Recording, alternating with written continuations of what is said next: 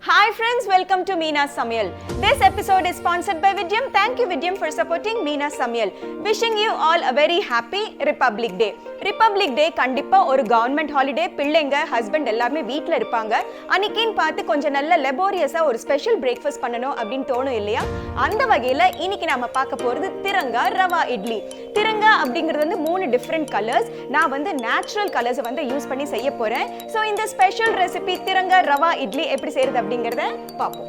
திரங்கா ரவா இட்லி செய்ய தேவையான பொருட்கள்: ரவை 1.5 கப், அவல் ரவை 1.5 கப், பாலக் பியூரி 1 கப், பச்சை மிளகாய் விழுது 1 டீஸ்பூன், எலுமிச்சை சாறு 1, தயிர் 1 கப், கேரட் விழுது 1 கப், சிகப்பு மிளகாய் தூள் 1 டீஸ்பூன், மஞ்சள் தூள் 1/2 teaspoon, Eno fruit salt 3 teaspoon, கடுகு 1 டீஸ்பூன், கறிவேப்பிலை சிறிதளவு, பொடியாக நறுக்கிய பச்சை மிளகாய் 1 டீஸ்பூன், வெள்ளை எள்ளு 1 டேபிள் ஸ்பூன், துருவின தேங்காய் 1 டேபிள் ஸ்பூன், எண்ணெய் 3 டேபிள் ஸ்பூன், உப்பு தேவையான அளவு.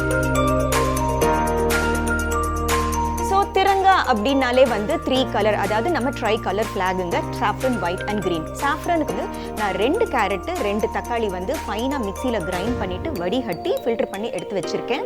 அடுத்தது வந்து ஒயிட்டுக்கு வந்து தயிர், முடிஞ்ச வரைக்கும் புளிச்ச தயிர் எடுத்துக்கிட்டிங்கன்னா டேஸ்டியா இருக்கும். அதுக்கப்புறமா கிரீனுக்கு வந்து ஸ்பினாச்சுங்க, அதாவது நம்ம ரெகுலர் பாலக்கீரை. பாலக்கீரை வந்து நல்ல கொதிக்கிற தண்ணியில வந்து முத்தலான காம்பு, கொஞ்சம் அழுகி போனது, இந்த மாதிரி விஷயங்கள் எல்லாம் க்ளீன் பண்ணிட்டு மண்ணு இல்லாம நல்லா க்ளீன் பண்ணிட்டு கொதிக்கிற தண்ணியில ஒரு 2 நிமிஷம் கொதிக்க விட்டுட்டு அதுக்கப்புறமா அது தண்ணி வடிகட்டிட்டு உடனே வந்து கோல்டு வாட்டர்ல வந்து நீங்க வாஷ் பண்ணீங்கன்னா அந்த கிரீன் கலர் வந்து நல்லா ரீட்டைன் ஆகும். அதுவும் மிக்சியில அரைச்சு ஃபில்டர் பண்ணி எடுத்து வச்சிருக்கேன். ஸோ இப்போ வந்து ஃபர்ஸ்ட் வந்து நம்ம கிரீன் கலரை வந்து கலந்துடலாம். முதல்ல ஒரு லார்ஜ் மிக்சிங் பவுல்ல ரவையை சேர்த்துக்கலாம். அடுத்தது வந்து அவல், நம்ம உப்மா அவல், கட்டி அவல் அப்படின்னு சொல்லுவோம் பார்த்தீங்களா, அந்த அவலை வந்து மிக்சியில் வந்து ஒன்றும் பாதியமாக வந்து பொடிச்சு அது வந்து ஊற வச்சுருக்கேங்க. ஊற வச்சதுனால நல்லா சாஃப்டாக ஃப்ளஃபியாக இருக்குது பாருங்கள். இது சேர்க்குற காரணம் வந்து நல்லா சாஃப்டாக ஃப்ளஃபியாக இருக்கும். அந்த எண்ட் ப்ராடக்ட், அதாவது வேக வச்சு வந்ததுக்கு அப்புறமா நல்லா சாஃப்டாக போரஸாக இருக்கும்.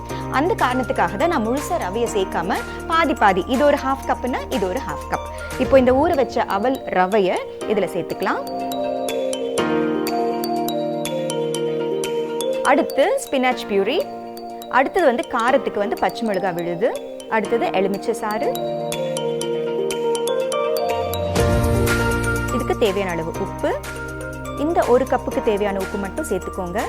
இது மிக்ஸ் பண்ணுறதுக்கு முன்னாடி கொஞ்சம் குக்கிங் ஆயில் கூட 1 டேபிள் ஸ்பூன் அளவு சேர்த்துக்கலாம். இந்த ஸ்பினாச் பியூரிக்கு பத்தாத அளவுக்கு மட்டுமே தான் நம்ம தண்ணி சேர்த்துக்க வேண்டியது இருக்கும். நம்ம ரவா இட்லி, ரெகுலர் ரவா இட்லி எப்படி செய்கிறோமோ அதே மாதிரி தான். நம்ம தயிர் சேர்த்து செய்வோம் இல்லைங்களா, புளிச்ச தயிரோ இல்லை தண்ணியோ சேர்த்து எலுமிச்சம் பழம் பிழிஞ்சு நம்ம சேர்ப்போம் இல்லையா, அதே மாதிரி தான். ஆனால் ஸ்பினாச் பியூரியை வந்து சேர்த்து செய்கிறோம். ஸோ இந்த கன்சிஸ்டன்சி வந்து நல்ல திக்காக இருக்குது. ஸோ கொஞ்சமாக நம்ம தண்ணி சேர்த்துக்கலாம். இப்போது இந்த பாலக் மிக்ஸ்சர் வந்து நம்ம ஸ்டிர் பண்ணி முடிச்சாச்சு. இது வந்து ஒரு பக்கத்தில் எடுத்து வச்சிடலாம். மீன்வைல் ஒரு குக்கர் பாத்திரத்தில் ஏற்கனவே நான் தண்ணி ஊற்றி வச்சுருக்கேன். இந்த குக்கர் பாத்திரத்தில் வந்து ஒரு பட்டர் பேப்பரும் கட் பண்ணி ரெடியாக எடுத்து வச்சுருக்கேன். இப்போ வந்து இதை கிரீஸ் பண்ணிடலாம். கிரீஸ் பண்ணுறதுக்கு முன்னாடி முதல்ல இதை ஆன் பண்ணிடலாம். ஸோ இந்த பாத்திரத்தில் முதல்ல எண்ணெய் தடவிடலாம், ஈஸியாக டீமோல்ட் ஆகிறதுக்காக. ஸோ ஆயில் ஸ்மியர் பண்ணதுக்கு அப்புறமா இந்த ஷீட் ஆஃப் பட்டர் பேப்பர், இந்த பட்டர் பேப்பர் மேலே கூட கொஞ்சம் ஆயில் தடவிடலாம். அண்ட் இந்த வால்ஸில் கூட எண்ணெய் தடவிடுங்க. இப்போ இந்த குக்கர் டின்னை வந்து நம்ம நல்லா கிரீஸ் பண்ணி முடிச்சாச்சு. இப்போ குக்கர்ல வந்து தண்ணி வந்து நல்லா கொதிக்க ஆரம்பிச்சாச்சு. இதுவும் வந்து 4 to 5 மினிட்ஸ் நல்லா ஊறிடுச்சு. இப்போ அடுத்தது வந்து நம்ம ஈனோ ஃப்ரூட் சால்ட் கொஞ்சம் சேர்த்துக்கலாம். ஈனோ ஃப்ரூட் சால்ட் கிடைக்காத பட்சத்தில் நார்மல் ஆப்ப சோடாவும் சேர்த்துக்கலாம். ஆனால் இந்த சோடா சேர்த்ததுக்கு அப்புறமா ரொம்ப நேரம் வெளியில் இருக்கக்கூடாது. உடனே வந்து நம்ம குக்கருக்குள்ளே வச்சிடணும்.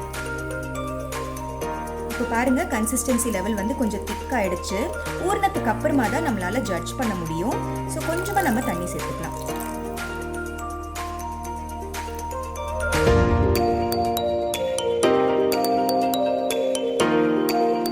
நல்லா ஈவனாக ஸ்ப்ரெட் பண்ணி விட்டுக்கோங்க. இன்கேஸ் அப்ஸ் அண்ட் டவுன்ஸ் இருந்ததுன்னா வெந்து வெளியில் வரும்போது கரெக்டாக வராது. அந்த மாதிரி உங்களுக்கு ஒரு அரமனசாக இருந்ததுன்னா இந்த மாதிரி ஒரு ஃப்ளாட் சர்ஃபேஸில் வந்து நல்லா தட்டிக்கிட்டிங்கன்னா ஏர் பாக்கெட்ஸ் வந்து ரிலீஸ் ஆகிடும். ஸோ இப்போ கேர்ஃபுல்லாக குக்கரை ஓப்பன் பண்ணிவிட்டு இந்த ஸ்பினாச் லேயர் இருக்கிறது வந்து உள்ளே வச்சிடலாம். கரெக்டாக வந்து ஒரு 4 to 5 minutes இருக்கட்டும். அதுக்குள்ளே நம்ம டைம் வேஸ்ட் பண்ணக்கூடாது. அடுத்த லேயரை வந்து நம்ம மிக்ஸ் பண்ணிக்கலாம். அடுத்து ஒயிட் லேயருக்காக திரும்பவும் ரவையை சேர்த்துக்கலாம். அடுத்து ஊற வச்ச அவல் ரவை, அடுத்து புளிச்ச தயிர், தேவையான அளவு உப்பு, அதே மாதிரி ஒரு டேபிள் ஸ்பூன் அளவு எண்ணெய். இது நல்லா மிக்ஸ் பண்ணிக்கலாம். இங்கேயும் பத்தாத அளவுக்கு நம்ம தண்ணி சேர்த்துக்க வேண்டியது இருக்கும். ஸோ இப்போ கன்சிஸ்டன்சி சரியாக இருக்குது. தேவைப்பட்ட அதுக்கப்புறமா ஊறினதுக்கு அப்புறமா நம்ம தண்ணியை சேர்த்துக்கலாம்.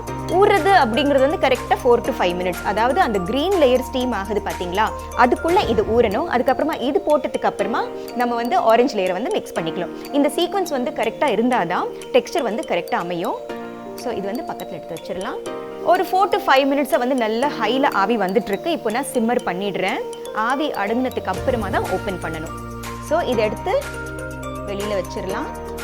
அடுத்து அதே மாதிரி அதே டைம் சீக்வென்ஸில் இது வந்து பார்த்தீங்களா நல்ல ரவை வந்து ஊறி இருக்கு. இப்போது அதே மாதிரி ஈனோ ஃப்ரூட் சால்ட், கொஞ்சமாக தண்ணி ஊற்றிக்கிறேன். நம்ம ட்ரைகலர் ஃப்ளாகில் வந்து ஒயிட் வந்து நல்ல பியூரஸ்ட் ஒயிட்டாக இருக்கும் அப்படிங்கிறதுக்காக தான் நான் இதில் வந்து ஸ்பைஸ் சேர்க்கல. ஏன்னா க்ரீனில் வந்து பச்சை மிளகா காரம் இருக்குது, ஆரஞ்சில் வந்து சிகப்பு மிளகா தூள் வந்து நம்ம சேர்க்க போகிறோம். அதனால் இது வந்து பிளெயினாக இருந்தால் நல்லா இருக்குமே அப்படின்ட்டு நான் வந்து இதில் காரம் சேர்க்கல, வெறும் உப்பு மட்டும்தான். இன்கேஸ் இதுலேயும் வந்து உங்களுக்கு ஸ்பைஸ் வேணும் அப்படின்னு நினச்சிங்கன்னா ஜிஞ்சர் வந்து நல்லா ஃபைனாக வந்து கிரைண்ட் பண்ணிவிட்டு அதோடைய எசன்ஸை மட்டும் இதில் ஊற்றுங்க. இல்லைனா ஒயிட் பெப்பர் பவுடர் இருக்குது பார்த்தீங்களா, ஒயிட் பெப்பர் பவுடரும் சேர்த்துக்கலாம். இப்போது இந்த ஒயிட் மிக்சரை வந்து இந்த க்ரீன் மிக்சர் மேலே சேர்த்துக்கலாம். நல்லா ஈவனாக ஸ்ப்ரெட் பண்ணி விட்டுருங்க. அதே மாதிரி இப்போ குக்கரில் வச்சிடலாம். அதே மாதிரி ஒரு 4 to 5 minutes ஸ்டீம் ஆகட்டும். இப்போ அடுத்தது என்ன செய்யணும், கேரட் லேயரை வந்து மிக்ஸ் பண்ணிக்கலாம். இதே மிக்சிங் பவுலில் ஆரஞ்சு லேயருக்காக ரவையை சேர்த்துக்கலாம். ரவை சேர்த்ததுக்கு அப்புறமா அவல் ரவை, அடுத்து கேரட் அண்ட் டொமேட்டோ பியூரி, மஞ்சள் தூள், சிகப்பு மிளகாத்தூள், இதுக்கு தேவையான அளவு உப்பு நல்லா மிக்ஸ் பண்ணிக்கலாம். கொஞ்சம் தண்ணி சேர்த்துக்கலாம். ஸோ இது சமமாக மிக்ஸ் பண்ணியாச்சு. ஸோ ஒயிட் லேயர் வந்து ஸ்டீம் பண்ணி முடிக்கிறதுக்கு ஒரு 5 minutes ஆகும். நம்ம வெயிட் பண்ணலாம். அடுத்து அதே மாதிரி ஒரு டேபிள் ஸ்பூன் அளவு எண்ணெய். ஸோ இதுவும் வந்து ஒரு 5 minutes நம்ம ஸ்டாண்டிங் டைம் விட்டுட்டோம்னா பை த டைம் அந்த க்ரீன் அண்ட் ஒயிட் வந்து ஸ்டீம் ஆகிறதுக்குள்ளே இதுவும் நல்லா ஊறிடும். அதாவது ரிப்பப்ளிக் டே, ஒரு ஹாலிடே, என்ஜாய் பண்ணி ரிலாக்ஸாக சாப்பிடக்கூடிய ஒரு நாள் அப்படிங்கிறதுக்காக தான் நான் இந்த 3 different கலர்ஸை வந்து சூஸ் பண்ணி செஞ்சுட்ருக்கேன். நீங்கள் ரெகுலர் டேஸில் நீங்கள் செய்யணும் அப்படின்னு நினச்சிங்கன்னா இந்த பாலக் லேயரே வந்து ஃபுல்லாகவே செஞ்சுட்டு பீஸாக கட் பண்ணி கூட சாப்பிட்டுக்கலாம். இல்லை இந்த கேரட் லேயரே வெறும்னா சாப்பிட்டுக்கலாம். இல்லை ஃப்ளேவர்ஸே வேண்டாம் அப்படின்னு நீங்கள் நினச்சிங்கன்னா பிளெயினாகவும் சாப்பிட்டுக்கலாம். ரிப்பப்ளிக் டேயை செலிப்ரேட் பண்ணணும் அப்படிங்கிற ஒரே காரணத்தினால தான் நான் இந்த 3 different கலர்ஸை செஞ்சிட்ருக்கேன். இப்போது திரும்பவும் நல்ல ஹையில் வந்து நல்ல ஸ்டீம் வந்துட்டுருக்கு. சிம் பண்ணிவிட்டு ஓப்பன் பண்ணலாம். ஸோ ஒயிட் லேயரும் நல்லா வெந்திருக்கு. இது வந்து எடுத்து பக்கத்தில் எடுத்து வச்சிடலாம். இந்த குக்கரில் வந்து வாட்டர் லெவல்ஸும் அடிக்கடி செக் பண்ணுங்கள் ஒவ்வொரு லேயர் எடுத்து போடும்போது. அடுத்து இந்த கேரட் மிக்சரில் இந்த லெஃப்ட் ஓவர் ஈனோ சால்ட்டை சேர்த்துக்கலாம். இப்போ நல்லா கவனித்து பார்த்தீங்கன்னா ரவை வந்து நல்லா ஊறி இருக்கு. நம்ம சேர்த்த தண்ணியும் அப்சர்வ் ஆகிருக்கு. ஸோ அதனால் இன்னும் கொஞ்சமாக நம்ம தண்ணி விட்டுக்கலாம். நான் முதல்லையே சொன்ன மாதிரி அந்த சோடா உப்போ இல்லை ஈனோ சால்ட்டோ எதுவாக இருந்தாலும் சரி சேர்த்ததுக்கு அப்புறமா ரொம்ப நேரம் வெளியில் இருக்கக்கூடாது. இமீடியட்டாக இந்த பேனுக்குள்ளே ஊற்றிடலாம். ஸோ நீங்கள் இந்த மாதிரி 3 கலர்ஸ் பண்ணும்போது பேன் கூட அப்ராப்ரியேட்டான சைஸ் எடுத்துக்கோங்க. இப்போ பாருங்கள் கரெக்டாக வந்துட்டுருக்கு.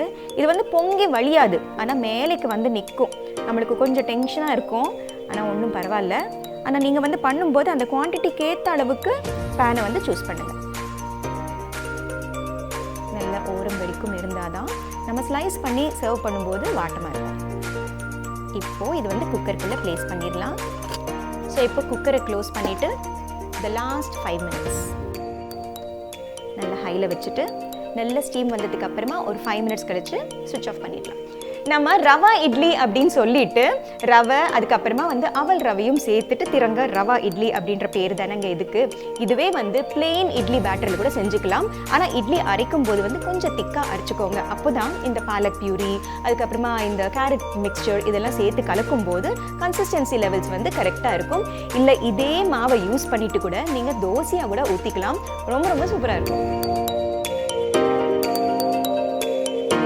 இப்போ லாஸ்ட் 5 minutes முடிஞ்சாச்சு. நான் ஸ்டவ் சிம்மர் பண்ணிடுறேன். ஸ்டீம் அடங்கினதுக்கு அப்புறமா ஓப்பன் பண்ணலாம். ஸோ இது வந்து நல்லா குக் ஆகிடுச்சா அப்படின்னு டெஸ்ட் பண்ணுறதுக்கு வேண்டி ஒரு நைஃபால் இப்படி பிரிக் பண்ணலாம். கீழே வரைக்கும் போங்க. நைஃப்பில் எதுவும் ஒட்டலை பார்த்தீங்களா? விச் மீன்ஸ் நல்லா ஈவனாக குக் ஆயிருக்கு அப்படின்ட்டு அர்த்தம். இப்போ நான் ப்ராப்பராக ஸ்டவ் சுவிட்ச் ஆஃப் பண்ணிடுறேன். இது மேல் வரைக்கும் வந்திருக்கு. இந்த இடுக்கியால் பிடிக்கும் போது கொஞ்சம் உள்ளே போகும், பட் இட்ஸ் ஓகே. இது வந்து நல்ல ரூம் டெம்பரேச்சர் வந்ததுக்கு அப்புறமா தான் நம்ம அடுத்த வேலையை ஆரம்பிக்கணும். இப்போ இந்த மிக்சர் வந்து நல்ல ரூம் டெம்பரேச்சர் வந்தாச்சு. அடுத்தது வந்து ஒரு நைஃபால் வந்து நம்ம இந்த ஓரத்தை வந்து கிளியர் பண்ணிக்கலாம். ஸோ தட் ஈஸியாக டீமோல்ட் ஆகும். நம்ம கேக்கெல்லாம் செய்வோம் இல்லையா, அதே மாதிரி. ஸோ இப்போ ஃபுல்லாக எடுத்து முடிச்சாச்சு. இப்போ டீமோல்ட் பண்ணுறதுக்கு முன்னாடி நம்ம இதில் கொஞ்சமாக எண்ணெயை ஊற்றிக்கலாம். ஸோ தட் ரிவர்ஸ் பண்ணும்போது பிளேட்டில் ஒட்டாமல் இருக்கிறதுக்காக ஒரு பிளேட்டை வந்து இது மேலே கேர்ஃபுல்லாக ப்ளேஸ் பண்ணிடலாம். ப்ளேஸ் பண்ணிவிட்டு கேர்ஃபுல்லாக ரிவர்ஸ் பண்ணிடலாம்.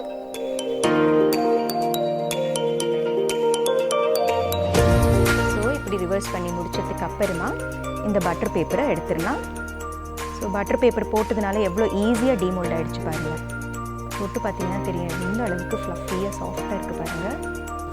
இப்போ திரும்பவும் பேக் டு நார்மலுக்காக கேர்ஃபுல்லாக ரிவர்ஸ் பண்ணிடலாம். அடுத்து வந்து நம்ம தாளிப்பு ப்ராசஸை ஆரம்பிச்சிடலாம். ஒரு சின்ன சீசனிங் பேன் ஆன் பண்ணிடலாம். இந்த தாளிப்பு ப்ராசஸ் வந்து ஆப்ஷனல் தான். நான் கொஞ்சம் டோக்லா கூட ரிலேட் பண்ணுறதுனால தான் நான் வந்து தாளிப்பு சேர்க்குறேன். உங்களுக்கு வேண்டாம் அப்படின்னு நீங்கள் நினச்சிங்கன்னா விட்டுடலாம். ஒரு டேபிள் ஸ்பூன் அளவு எண்ணெய் சூடாயிடுச்சு. முதல்ல கடுகு வெடிச்சதுக்கு அப்புறமா கருவேப்பிலை, அடுத்தது வந்து வெள்ளை எள்ளு. இதெல்லாமே வந்து சிம்மர்லேயே பண்ணுங்க. அடுத்தது வந்து பொடியாக நறுக்கிய பச்சை மிளகாய். எள்ளு வந்து லைட்டாக செவக்க ஆரம்பிக்கும். அப்போ வந்து நம்ம ஸ்டவ் சுவிட்ச் ஆஃப் பண்ணிடலாம். இந்த தாளிப்பை வந்து நம்ம ரவா இட்லி மேலே சேர்த்துக்கலாம். ஈவனாக ஸ்ப்ரெட் பண்ணி விட்டுருங்க. ஸோ தட் எவ்ரி பைட்டுக்குமே வந்து அந்த க்ரன்ச்சியான எள்ளு வரும்போது ரொம்ப ரொம்ப டேஸ்டியாக இருக்கும். ஸோ ஃபைனலாக துருவின தேங்காவை சேர்த்துக்கலாம். This is also optional. ஆனால் பார்க்கும்போது ரொம்ப ரொம்ப அழகாக இருக்கும் அந்த colour combo. So Tiranga Rawa Idly is ready.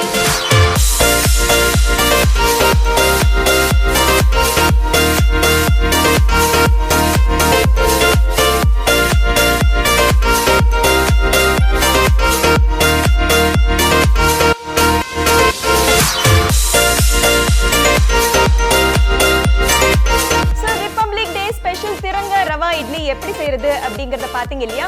இந்த ரிபப்ளிக் டேக்கு கண்டிப்பா இந்த ரெசிபியை ட்ரை பண்ணி பாருங்க. Facebookலயும் Instagramலயும் மீனா சமையலை ஃபாலோ பண்ணுங்க. இந்த ரெசிபி ஒருவேளை நீங்க சமைச்சு பாத்தீங்கன்னா ஒரு போட்டோ எடுத்து #cookWithMeena அப்படினு எனக்கு போஸ்ட் பண்ணிடுங்க. அண்ட் எல்லாத்தையும் முக்கியமான விஷயம் சப்ஸ்கிரைப் பண்ணாதவங்க சப்ஸ்கிரைப் பண்ணுங்க. அதோட சேர்த்து பக்கத்துல இருக்கிற பெல் பட்டனை பிரஸ் பண்ணீங்கன்னா தான் அடுத்த எபிசோட் நான் அப்லோட் பண்ணும்போது உங்களுக்கு நோட்டிஃபிகேஷன் அப்படினு வரும். விடியம் ப்ராடக்ட்ஸை யூஸ் பண்ணி சமைக்கும் போது ரொம்ப ரொம்ப கம்ஃபர்ட்டபிளா ஃபீல் பண்ணேன். இதே கம்ஃபர்ட் நீங்களும் எக்ஸ்பீரியன்ஸ் பண்ணணும் அப்படின்னு நினைச்சீங்கன்னா கீழே டிஸ்கிரிப்ஷன் பாக்ஸ்ல விடியம் பத்தின லிங்க்ஸை கொடுத்திருக்கேன், மறக்காம செக் பண்ணுங்க. So wishing you all a very happy Republic Day once again. Meena சமையலை பாருங்க, லைக், ஷேர், சப்ஸ்கிரைப் பண்ணுங்க. Bye bye.